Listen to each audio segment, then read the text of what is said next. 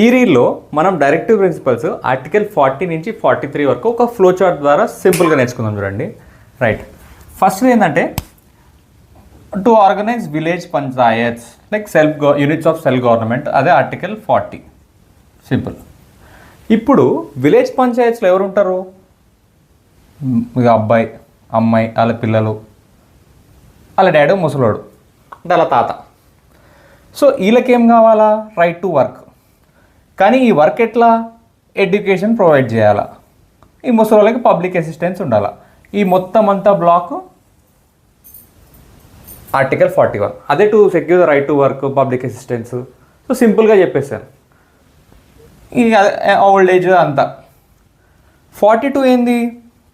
Work బాగానే ఉంది. ఆ వర్క్లో హ్యూమెన్ కండిషన్స్ ఉండాలి, మెటర్నిటీ రిలీఫ్ లేడీస్ కోసం. సో ఈ పార్ట్ అంతా 42.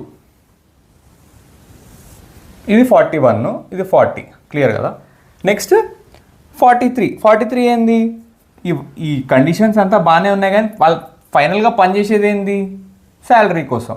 ఈ శాలరీ ఉంటే స్టాండర్డ్ ఆఫ్ లైఫ్ ఉంటుంది, సోషల్ అండ్ కల్చరల్ ఆపర్చునిటీస్ కూడా పెరుగుతాయి. అదే secure living wage, decent standard of life, cultural opportunities. ఇక్కడ వరకు అయిపోయాయి. 43 వరకు అయిపోయాయి. 43 అడిషనల్గా ఇంకోటి ఏముంటుందంటే, ఈ వర్క్ సపోజ్ కాటేజ్ ఇండస్ట్రీస్లో చేస్తున్నారు అనుకోండి వీళ్ళు, అదే టు ప్రమోట్ కాటేజ్ ఇండస్ట్రీస్ 43. ఇంకోటి ఏంటంటే to secure the participation of workers 43. AB రెండు డివైడ్ అవుతాయి. ఇదేమో పార్టిసిపేషను, B ఏమో మేనేజ్మెంట్ ఆఫ్ కోఆపరేటివ్ సొసైటీస్. దీని మీనింగ్ అదే. ఇప్పుడు ఎక్కువ పార్టిసిపేషన్ ఆఫ్ వర్కర్స్ ఉండి ప్రాఫిట్స్ లేకుండా వాళ్ళు జస్ట్ డెమోక్రటైజేషన్ చేసేసారు అనుకోండి, సో కోఆపరేటివ్ సొసైటీస్ ప్రమోట్ అవుతాయి. సో అది 43 A and B. సో ఈ చిన్న ఫ్లో చార్ట్ ద్వారా 40 నుంచి 43 వరకు అన్నీ అయిపోయాయి సింపుల్గా.